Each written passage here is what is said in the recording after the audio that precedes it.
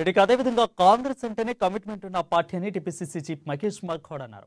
మంచిర్యాల జిల్లాలో ఏర్పాటు చేసిన బహిరంగ సభలైన పాల్గొని మాట్లాడారు. మాట ఇచ్చి నిలబెట్టుకునే పార్టీ కాంగ్రెస్ పార్టీ అని అన్నారు. అయితే మేము అధికారంలోకి రాకనే 56,000 ఉద్యోగాలు ఇచ్చామని అన్నారు. 8 మంది బీజేపీ ఎంపీలున్న రాష్ట్రానికి నిధులు తేలేదని, కేంద్ర బడ్జెట్లో తెలంగాణకు అన్యాయం జరిగిందని అన్నారు.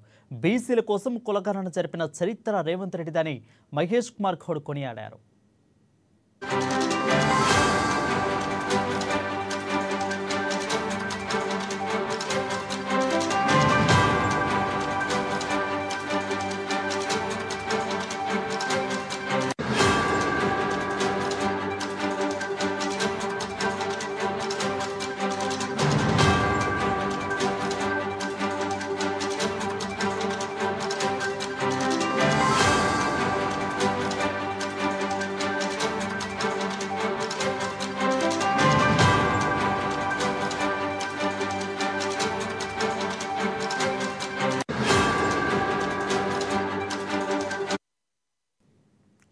ఇక మంచిర్యాల సభలో కాంగ్రెస్ అంటేనే కమిట్మెంట్ ఉన్న పార్టీ అని టీపీసీసీ మహేష్ కుమార్ గౌడ్ అన్నారు. మంచిర్యాల జిల్లాలో ఏర్పాటు చేసిన బహిరంగ సభలైన పాల్గొని మాట్లాడుతూ మాట ఇచ్చి నిలబెట్టుకునే పార్టీ కాంగ్రెస్ పార్టీ అని అన్నారు.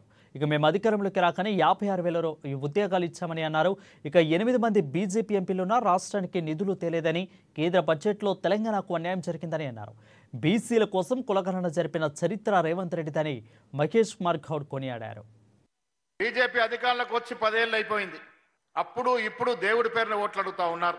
10 ఏళ్లుగా మీరు ఏం చేశారో చెప్పి పట్టభద్రుల ఓట్లు అడగాల్సిన విజ్ఞప్తి చేస్తా ఉన్నాను. బీజేపీ నాయకులు వస్తే నిలదీయండి. 4 ఎంపీలను ఈ ప్రాంతం నుంచి, ఒక కేంద్ర మంత్రి కూడా ఈ ప్రాంతం కేంద్ర బడ్జెట్ లో మీరు తెలంగాణకు తీసుకొచ్చి సున్నా కాదా అని అడగండి అనే విధంగా మేము మనవి చేస్తా ఉన్నాను. ప్రజలకు ఏం చేస్తారో, ఈ 10 ఏళ్ళు ఏం చేసినారో చెప్పి ఓట్లు అడగాల్సిన విజ్ఞప్తి చేస్తా ఉన్నాను. ఇది ఆషామాష ఎన్నిక కాదు.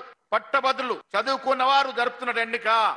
మీకోసం, మీ భవిష్యత్ కోసం పాటుపడే పార్టీ కాంగ్రెస్ పార్టీకి ఓటేయాల్సింది అడగటానికి వచ్చినాం. మిత్రులారా, పని చేసేవాడిని ప్రోత్సహించాలి.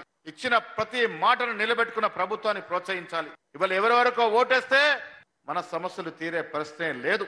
కాంగ్రెస్ పార్టీ మీకు కట్టుబడి ఉంటది. కాంగ్రెస్ పార్టీ మీకు మాట ఇస్తున్నది.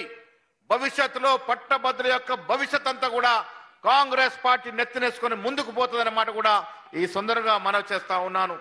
బీజేపీ అధికారంలోకి వచ్చి 10 ఏళ్ళు